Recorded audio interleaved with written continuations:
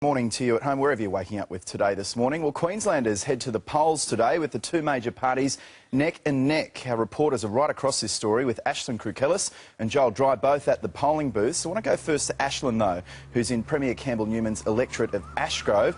Ashland, tell us, could Mr Newman become the first Queensland Premier in 100 years to lose his own seat? Well, it's looking like that could happen, Chris, but both major parties are really at pains to stress that the race for Ashgrove is just too close to call. But recent polling suggests Campbell Newman's unpopularity here in his own electorate is growing and that he could be in trouble.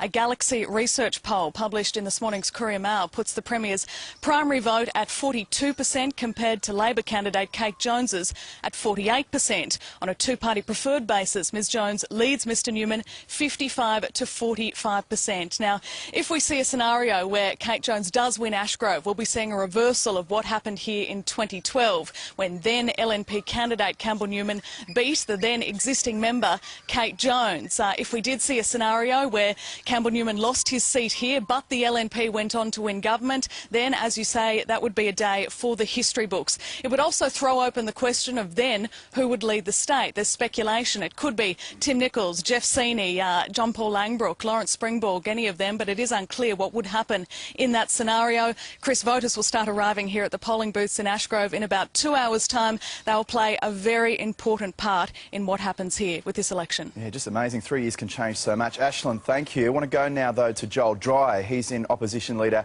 Anastasia Palaszczuk's electorate of Inala. Joel, good morning to you. It's hoped Labor will claw back, though, some of those seats that it lost in 2012.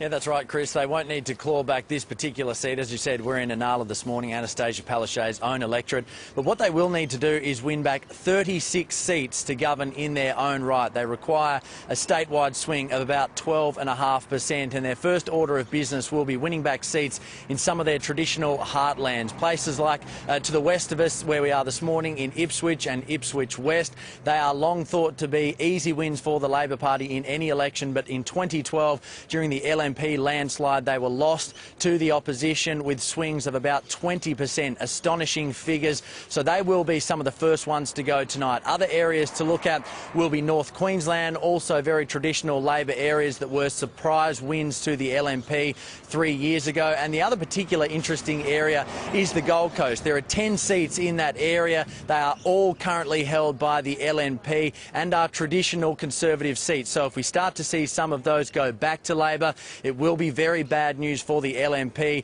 and it could be looking like an astonishing victory to the Labor Party. It is amazing that we're even talking about the chances of that happening, given the massive divide between the two parties at the moment. We'll gauge how Anastasia Palaszczuk is feeling when she arrives here in her seat in Inala at the Durack State School to vote sometime this morning. Expect to see a smile on her face with things looking very good for the Labor Party. Chris? Yeah, huge contest. Joel Dry and Ashland Krukellis covering that election for us this morning. Thank you.